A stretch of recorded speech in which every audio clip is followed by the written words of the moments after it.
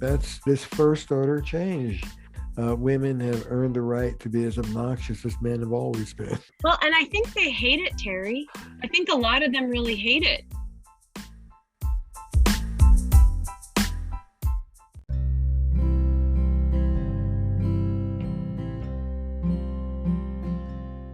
Welcome to Making Polyamory Work. Hi, I'm Libby Sinback, and I want to thank you for joining me today. I am a queer polyamorous mom and a relationship transformation coach. And I'm here to help you if you're feeling stuck, if you're struggling, if you want your relationships to be more nourishing, more functional, more authentic, and full of love. On this show, I go deep into what actually makes polyamorous relationships work, because relationships are at the core of our well-being as humans. I think love is why we're here and how we heal. So today's episode has a very special guest. I am excited to share with you this conversation that I recorded with Terry Real. I really just want to jump right into the episode, but a couple of content notes first. One, this recording is an excerpt of a longer conversation. Editing was done for the sake of time and content. Two, this episode goes into some pretty specific dynamics that can show up between heterosexual cisgender men in relationship with heterosexual cisgender women. Terry and I talk about some patterns that we see, but these patterns definitely don't apply to everyone. Not even all het cis women and all het cis men, okay? So you may not see yourself in this episode, and that's okay. Take whatever you find valuable and leave the rest. Okay, that's all the caveats. Now to the episode. I hope you enjoy this conversation with Terry Real. So today on Making Polyamory Work, I have an incredibly special guest. You've heard me talk about Terry Real on my podcast, and I have recommended his work to you if you've listened to this for any amount of time. Terry has taught me so much about how to be a great coach, how to be a great person, how to be a great mom, how to be a great partner. If you've never heard of Terry, he is an author of several books, including a book about men and depression called I Don't Want to Talk About It, The New Rules of Marriage, and a really wonderful audio series called Fierce Intimacy, which I also highly recommend. Terry has worked with all different kinds of psychotherapists, professionals. He's traveled all over the world. I don't want to say too much more about him because if you are interested, just check out his work, but you're going to get to hear from him in person now. Hi, Terry. Well, thank you. That's a very warm welcome indeed. I appreciate it. Nice to be here with you. So we're going to talk today about patriarchy. Disclaimer before I go much further. We are going to talk probably a little bit about gender binary stuff, but I want to make sure that everybody knows that I know and acknowledge that gender's not a binary. Even though gender's not a binary, even though there are tons of people for whom the binary gender roles that a lot of us grew up with don't feel like they apply to them, the reality is that the gender binary exists in our culture and it does its work on us. Wouldn't you agree? Like even if you are not a participant in gender roles and not a participant in patriarchy, or at least you don't want to be a participant in patriarchy, it still impacts all of us, I think, because it's just woven into our culture like all the other things like racism and like white supremacy. Yeah. I like to say we are fish and patriarchy is the water that we're swimming in. It's the water that makes up our bodies. It permeates our complete atmosphere. And what do I mean by patriarchy? I talk about three rings of patriarchy. The first is what the great mentor Olga Silverstein called the halving process. I call it the Great Divide. You take one whole human being, you draw a line down the center of them, you say all the qualities to the left we're going to call feminine, to the right we're going to call masculine. Excising half of your humanity is traumatic. On top of that, this halving is imposed through trauma. It is imposed through shaming. People have looked at my work over the last 30 plus years, and some conservatives have said that I'm trying to feminize men. I'm not trying to feminize men. I don't believe in feminized men. I believe in whole human beings. If you're going to call tenderness, for example, feminine and strength masculine, I mean, God bless, go ahead, but at least give every human being access to all of the qualities and don't corral them. Anyway, that's the first process of patriarchy. Who's the boy? Who's the girl? The second ring is what I call the dance of contempt. Traditionally, feminine qualities were devalued and masculine qualities were exalted. What it means to be a man is to not be a girl. It means not being feminine, and feminine is despised. The essential prototypic relationship between men and women in the Western culture is one of contempt. Then the third ring I call the core collusion, and this is ugly. This means that the perpetrator is protected. Whoever is on the one up superior, quote unquote, masculine side of the equation is to be managed. Even if you are being hurt by that person, your allegiance is to their stability, not yours. You're a caretaker. Those are the three rings of patriarchy. So, for example, an unhappy wife is a problem for the man to fix immediately. It's their job to make it all right everywhere for everyone. I think that empowerment is a tricky thing when you're dealing with the changing power dynamics, because gender dynamics are changing, gender roles are changing. I would say there's probably such a different experience between my generation and your generation. What I was thinking about when you were saying before about that there are these guys who, and I see them a lot, I work with them a lot, I'm friends with them, like a lot of the men in my life are not these, you know, patriarchal, dick swinging, bravado filled guys. Those are still out there, even in my generation, but I just don't interact with them a lot. And I don't see them in my work. Those are not the people who are usually coming to me for coaching. And the people who are these guys who, like you said, they're really trying to be good, and they get the harm of this power over dynamic. But I think what they don't know, and I think even what their partners don't know, is what to do instead. And what I find is that they've set the bar at like this very low level of don't be a jerk. And the bar, and then the women who, and again, I'm speaking about heterosexual couples here, but so the women or non-women really, but like people who are into men who end up in these relationships with men, like their bar for what they want from a relationship, what they want from a partner, the level of emotional depth and the level of self-regulation and the ability to understand yourself and the ability to take leadership when leadership is needed is much higher for themselves. And then they just find that these guys just don't, like, they're not terrible, but then they don't know how to be empowered. Because power is defined as power over, particularly for men, one up or one down. These men move from the dominant position to divesting of power. What they don't understand is power with. See, under patriarchy, you can either be connected or you can be powerful, but you can't be both at the same time. Let me say that again. It's a big point. Under patriarchy, you can either be connected or you can be powerful, but you can't be both at the same time. Because power is dominance, it breaks the connection. So you can either be affiliative, quote unquote, feminine, connected, emotional, relational, or you can be powerful, quote unquote, masculine, intellectual, instrumental, competent, get it done. But you can't do both at the same time. What these men are doing is they're cycling through one half choice to a second half choice. And what they need to, where we're headed, is being able to fuse power and essential respect and collaborativeness all at the same time.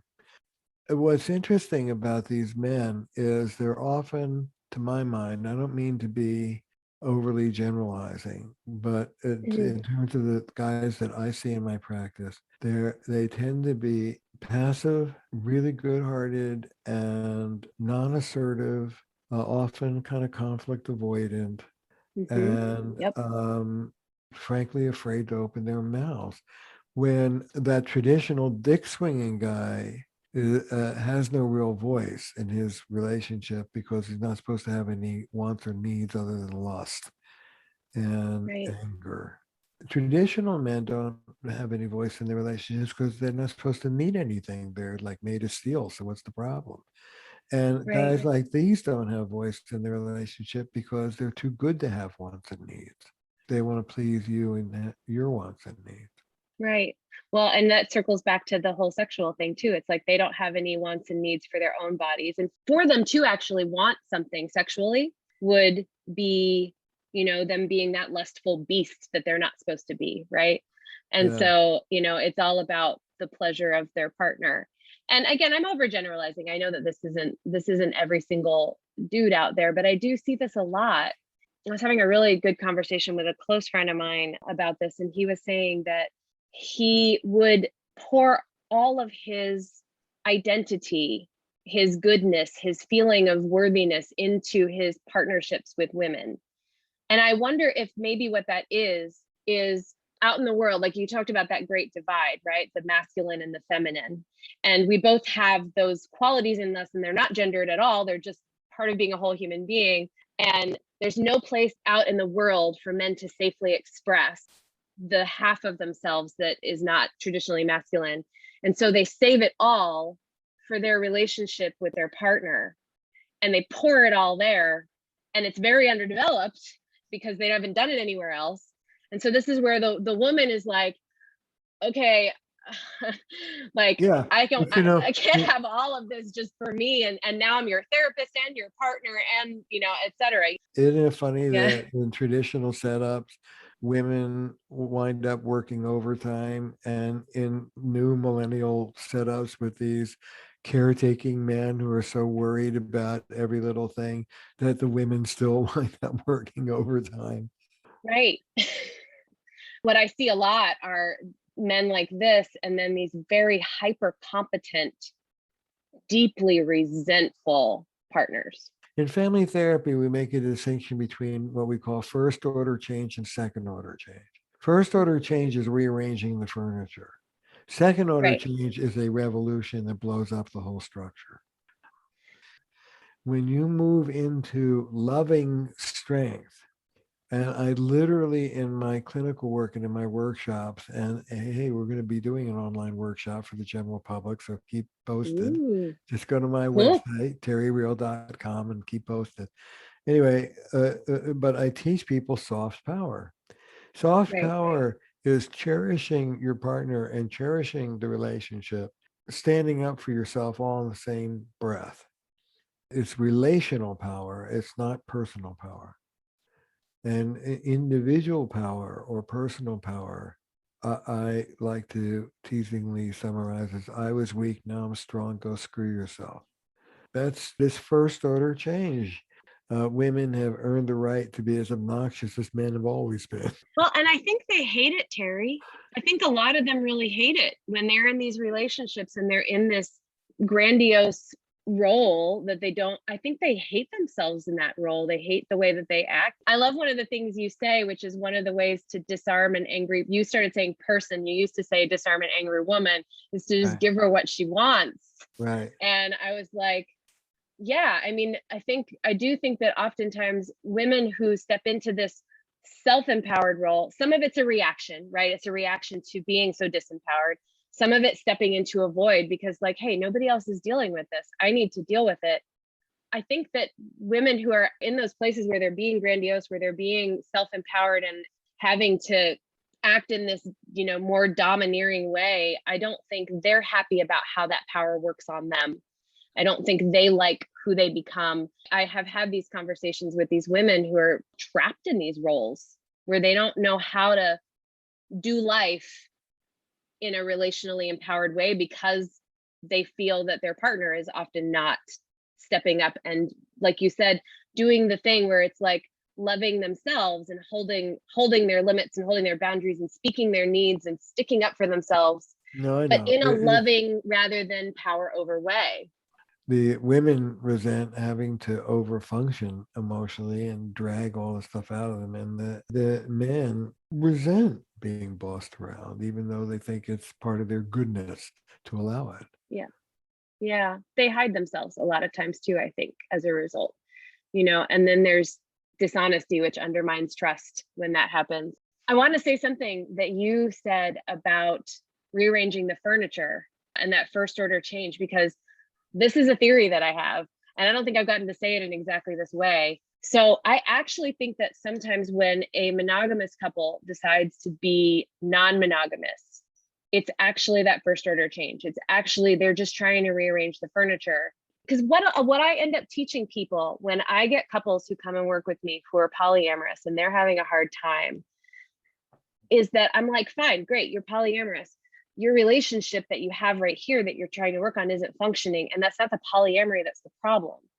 The skills that you need to function in a Yeah. polyamorous relationship and be happy are the same ones that you need to be in a functioning, relationally empowered, whole, healthy, monogamous relationship. And I think a lot of people think, well, if we just date other people, then we'll feel better and things will be better but what it really does most of the time is it just makes it impossible for their relationship to function if they don't become relationally empowered. When it comes to polyamory, I always love this, Bob. Show you how old I am. I always love this Bob Dylan line. To live outside the law, you must be honest. I think that there's 1,001 variations on that principle, 1,001 variations on the ways in which well-meaning people faced with the discrepancy between the intimacy that we crave and the lack of skill that is rampant in our culture. A lot of us don't have what I call a relational technology that you and I teach. And to paraphrase Dylan, to live outside of monogamy, you must be skilled. Oh, we have relational problems now that we've opened up the relationship. Yes, you had relational problems before you opened up the relationship. What did you think was going to happen? It's just silly. Yeah. But what's not silly about it, if I may, is your work and the work of so many people like you who are saying, look, this is real. This demands affirmation and support and education. And your message that I couldn't underline more strongly, which is if you're going to be experimental, then you must be on your toes and skilled if you're going to pull it off in the long run. So Yeah. And let's, lots of let's people do. Lots of people do it.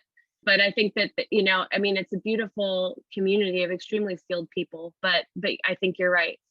It's all hard won because we don't learn it in our culture at all.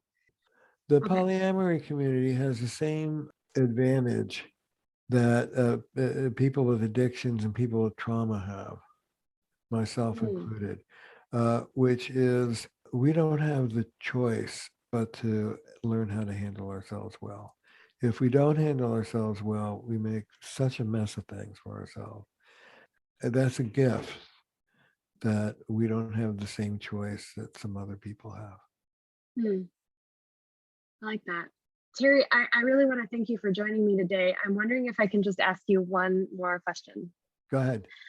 So if you were going to give advice to people who are struggling with finding their way to relational empowerment and because they feel like they're stuck on that contempt merry-go-round where they just can't get off of it, what would you say would be the thing that they would want? Where would they want to start? How would they start to get there? Stop thinking like an individual, start thinking like a team. Functional moves in a relationship empower your partner to come through for you, right? Functional moves in a car are moves that get the car to go. Functional moves in a relationship get your partner to go. So ask yourself, is this going to be encouraging or discouraging to my partner? Start to think of your relationship ecologically and stop trying to control your partner. And if you cannot get through to them, get help. And don't just keep escalating or eating it or beating your head against the wall. Get therapy and get therapy, get RLT therapy, get therapy with somebody who's Or gonna, coaching. or coaching. I'm sorry. Get therapy or coaching. Yeah, that's my, RLT is full of coaches. Well, Libby, Yes, thank you for yeah. doing this. It's a great service. Thank you for being here with me, Terry. I appreciate it so much. Take care. Take care. Bye-bye. Bye.